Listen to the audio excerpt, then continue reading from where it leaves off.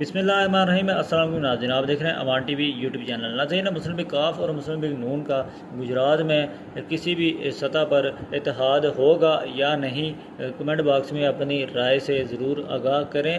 Additional secretary مسلم league کاف پنجاب چودھری عمر بشیر سے منسوب ایک بیان آج میڈیا پر جو ہے وہ سامنے آیا، جس میں ان کا کہنا ہے کہ چودھری عبد الرضا کوٹلہ لا علم ہے، شہباز شریف اور چودھری شجاعت حسین کے مابین معاملات طے پا چکے، اور ان کا کہنا تھا کہ چودھری عبد الرضا کوٹلہ کی پریس کانفرنس کی کوئی اہمیت نہیں۔ چودھری صالح حسین اور چودھری شافع حسین ہی کاف لیگ اور نون لیگ کے متفقہ امیدوار ہوں گے۔ حالانکہ اس سے ایک دن پہلے ہی چودھری عبد الرضا کوٹلہ نے ایک اہم پریس کانفرنس کی ہے اور NH 64 PP 31 اور PP 32 کے جو امیدوار ہیں انہوں نے اپنے پینل کا اعلان کیا ہے کہ یہ ہمارے امیدوار جو ہیں وہ الیکشن کنٹیسٹ کریں گے ان حلقوں سے، جبکہ اس کے جواب میں ایڈیشنل سیکرٹری مسلم لیگ کاف پنجاب کا بیان وہ بھی ہم نے آپ کے ساتھ شیئر کیا ہے۔ اپنی رائے سے ضرور آگاہ کریں۔ اگلی ویڈیو تک کے لیے دیجیے اجازت۔ اللہ حافظ۔